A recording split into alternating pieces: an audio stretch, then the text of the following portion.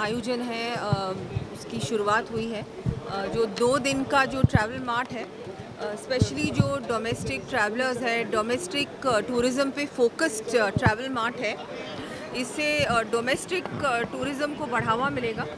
वैसे भी अब जो डोमेस्टिक ट्रैवलर है वो बहुत ज़्यादा बढ़ा है कोविड के बाद, और हम लोग इसको और आगे कैसे ज़्यादा से ज़्यादा हमारे जो डोमेस्टिक ट्रैवलर्स हैं वो राजस्थान विज़िट करें, उनका जो एक्सपीरियंस है ट्रैवल का वो और अच्छा कैसे बनाया जा सकता है, हम और क्या उनके लिए कर सकते हैं। उस पूरा ही ये 2 दिन का जो ये पूरा जो एग्ज़िबिशन है, जो ये 2 दिन का ट्रैवल मार्ट चलेगा, उसमें बहुत सारी मीटिंग्स भी होंगी, एक्सचेंज ऑफ आइडियाज़ भी होंगे।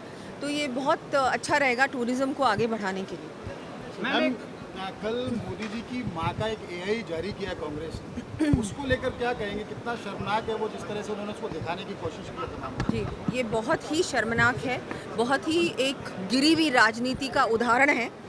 कांग्रेस बार-बार इस तरह की हरकतें कर रहा है, ये बहुत ही गलत है। उनमें कोई संस्कार नहीं बचे, कोई भारतीय संस्कृति के बारे में उनको मुझे लगता है बिल्कुल ना तो जानकारी है, ना वो उसमें आगे बढ़ना चाहते हैं। ये बिल्कुल ही कांग्रेस की घिनौनी हरकत की ही एक उसका ही एक उदाहरण है। और जिस तरह से मोदी जी की माताजी पे ये एआई जनरेटेड वीडियो उन्होंने जारी किया है, इससे ज़्यादा गिरी हुई हरकत क्या हो सकती है? इतना भी क्या आपको वोट की वो है, लालच है कि भाई किसी भी तरह से हमको इलेक्शन जीतना है, कि आप इतने ज़्यादा आपका जो राजनीति का स्तर है वो इतना नीचे गिर गया है। तो बहुत मैं इसकी निंदा करती हूँ, बहुत ही गलत है। सीजन पे भी कुछ बोल दीजिए मैम। आरडीटीएम को जैसे मैंने कहा कि एक गेटवे के तौर पर देखा जाता है नए सीजन में। अब टूरिज़्म सीज़न जो हम लोग कहते हैं कि अक्टूबर से मार्च तक चलता है, वो शुरू होने वाला है। लेकिन इस पे हम लोग ध्यान दें और ज़्यादा से ज़्यादा इस पे भी हमको फोकस करना पड़ेगा कि कैसे ऑफ सीज़न के जो महीने हैं उस समय टूरिस्ट आए राजस्थान। क्योंकि ऐसा नहीं होना चाहिए कि सिर्फ 6 महीने टूरिस्ट आए और 6 महीने टूरिस्ट नहीं आए। ये जो सोच है इसको बदलना होगा। और क्योंकि मॉनसून के टाइम भी और जो ऑफ सीज़न के मंथ्स होते हैं उस समय भी बहुत कुछ देखने को है। ऐसा नहीं है कि नहीं है देखने को।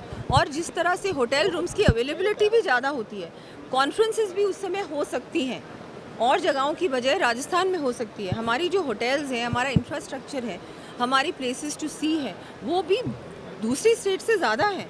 यहाँ पर बहुत कुछ करने को है, हमारी मंदिर हैं, हमारे मॉन्यूमेंट्स हैं, हमारा वाइल्ड लाइफ है, इतना कुछ है यहाँ देखने को। तो ऐसा ही क्यों है कि सिर्फ 5 महीने ही टूरिस्ट आते हैं और 5 महीने नहीं आते? मौसम तो मुझे लगता है जिस तरह से क्लाइमेट चेंज हो रहा है, चाहे आप यूरोप की बात करें, यूके की बात करें, यूएस की बात करें, जितनी गर्मी भारत में हुई है इस बार, उतनी ही गर्मी उन देशों में भी हुई है।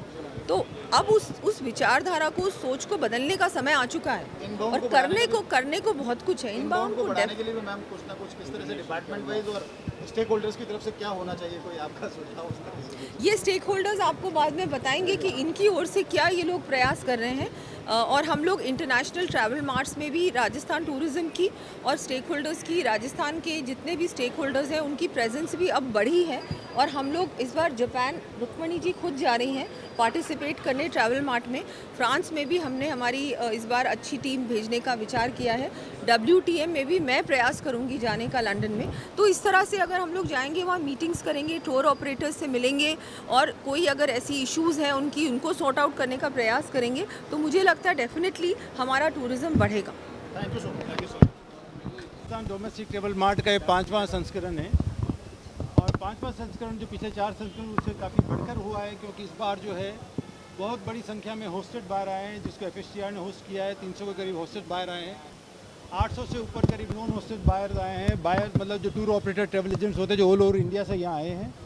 और करीब 460 से ऊपर जो प्रॉपर्टीज़ हैं जिनको आना थे वो बढ़ के अब 600 के ऊपर हो गई है, जो अपना डिस्प्ले कर रहे हैं यहाँ पे।